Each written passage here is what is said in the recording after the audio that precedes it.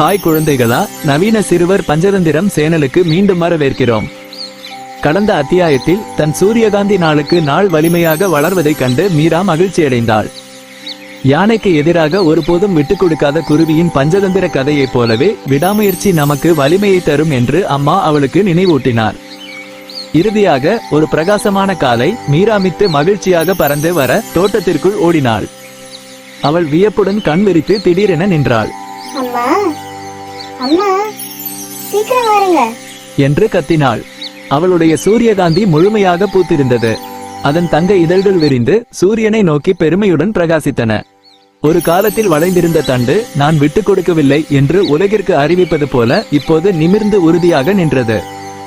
சூரிய ஒளியே மீராவின் சூரியகாந்தியுடன் நடனமாட தீர்மானித்தது போல தோட்டம் முழுவதும் தங்க ஒளியில் ஜொலித்தது. ஒவ்வொரு பூவும் பிரகாசித்தது. பட்டாம்பூச்சிகள் காற்றில் சுழன்றன. மித்து மகிழ்ச்சியுடன் கீச்சிட்டது. தோட்டம் சூரிய ஒளியின் திருவிழா போல காட்சியளித்தது. மீராவின் முகம் மகிழ்ச்சியில் பிரகாசித்தது. அம்மா, அது உண்மையில சாதித்தது. என் சூரியகாந்தி புயலுக்கு பிறகு மீண்டும் பூத்தது.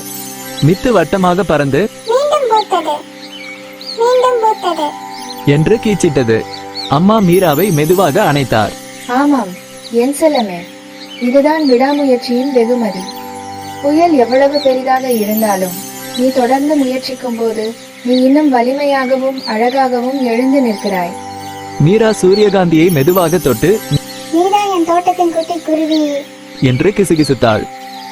அப்போது ஒரு பட்டாம்பூச்சி சூரியகாந்தியின் மீது அமர்ந்தது. அதன் இறக்கைகள் சூரிய ஒளியில் ஜொலித்தன. தோட்டம் முழுவதும் ஒளிர்வது போல தெரிந்தது. பூக்கள் அசைந்தன, இலைகள் உலுக்கின. மித்து கூட அந்த தருணத்தை கொண்டாடுவது போல பறந்தது. ஆனால் அந்த பாலம் தோட்டத்துடன் நின்று விடவில்லை. அன்றைய மாலை மீரா தன் புத்தகங்களை திறந்து வைத்துக் கொண்டு அமர்ந்தாள். கணிதத்தில் ஒரு கணக்கு அவளுக்கு மிகவும் கடினமாக தோன்றியது. ஒரு கணம் அவள் விட்டுவிட விரும்பினாள். அவள் முகம் சுளித்து இது மிகவும் கடினமாக உள்ளது அம்மா என்றாள். அம்மா அர்த்தத்துடன் சிரித்தார். குருவி தன் முட்டைகளை இழந்த போது என்ன செய்தது? அது விட்டு கொடுத்ததா? மீரா தலையை அசைத்தாள். இல்ல அம்மா, அது தன் நண்பர்களின் உதவியுடன் தொடர்ந்து முயற்சித்தது. அம்மா தலையசைத்தார். மேலும் புயலுக்கு பிறகு உன் சூரியகாந்தி என்ன செய்தது? மீரா புன்னகைத்தாள். அவளது கண்கள் பிரகாசித்தன. அது மீண்டும் நிமிர்ந்து நின்றது. அவள் தன் பென்சிலை எடுத்து முதுகை நிமிர்த்தி தனக்குள்ளே முணுமுணுத்தாள். நானும் மீண்டும் முயற்சிப்பேன். மெதுவாக கவனமாக அவள் அந்த கணக்கை தீர்த்தாள். அது சரியாக வந்தபோது அவள் தனக்காகவே கைதட்டி கொண்டாள்.